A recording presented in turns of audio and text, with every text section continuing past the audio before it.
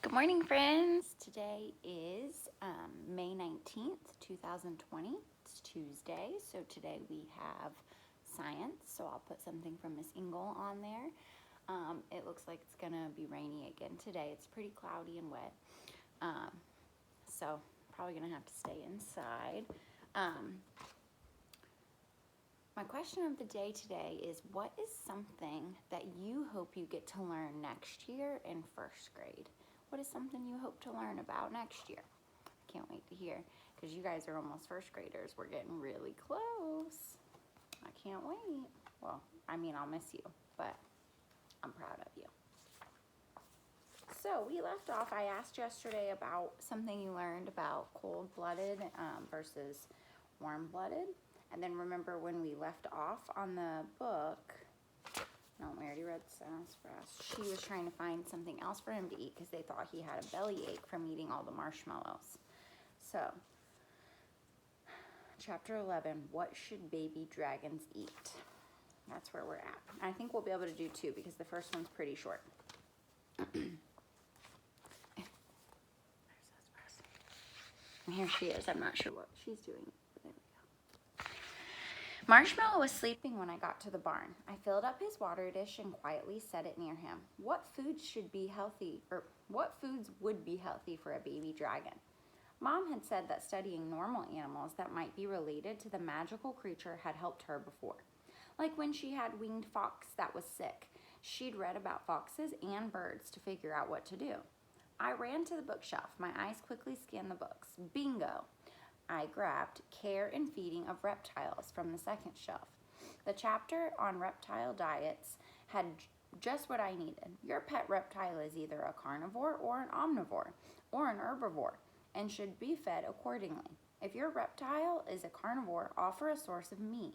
Some carnivorous reptiles prefer animal meat such as mice or fish. So that was her looking up her research.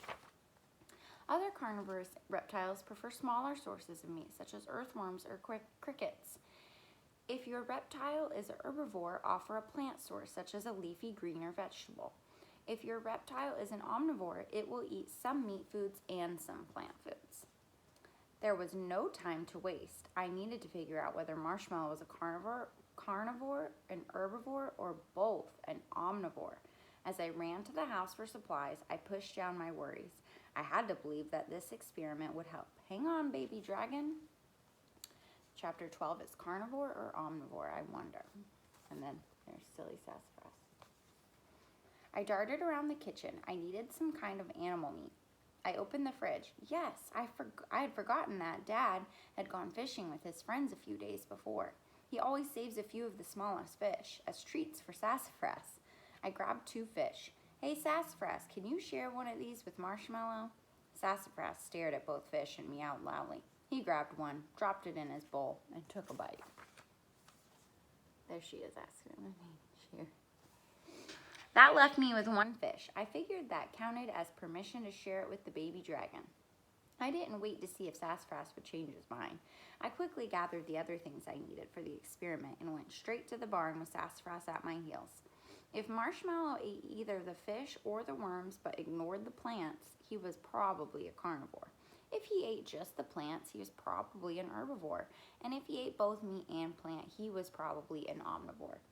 I knew I should be writing all of this in my journal, but it would have to wait until later. Little Marshmallow needed me to be quick. He was still lying there, slumped on the ground and barely awake. I didn't think he'd make it over to the plates, so I put them all right in front of him. Sassafras meowed and stared at the fish longingly. I picked him up and petted him. It gave my nervous hands something to do. I waited and nothing happened. Little Marshmallow was too weak. I snuggled Sassafras and tried to think. What could I do? Maybe I should put the food right up to his mouth. I dangled some worms in front of him and wiggled them. Want a little taste? Marshmallow took a lick and then laid his head back down. Oh. There she is, trying to feed him. He looks so sad. Let's see. I tried the same thing with each of the other foods. He gave them all 1 lick, but he didn't eat any of them. I sat on the ground and put my head in my hands. I couldn't even watch anymore. Then I heard a sound. I looked up to see Marshmallow crawling over to the fish. He swallowed the whole thing in one gulp. Then he tucked his tail under his head and closed his eyes and went to sleep. I crossed my fingers and toes that the fish and his nap would do the trick. It was breaking my heart to see little Marshmallow so sick. Sassafras bumped my chin with his head and purred. He could tell that I was super worried about Marshmallow. I decided to read through the rest of the reptile book, just in case there was something I'd miss. Sassafras curled up in my lap like a warm, rumbling blanket as I read. Look how cute. Next chapter is called Mom. So we only have a couple more. Awesome. So I guess her mom's gonna come home. Maybe she'll get to tell her. Hopefully she'll get to tell her that she figured it out.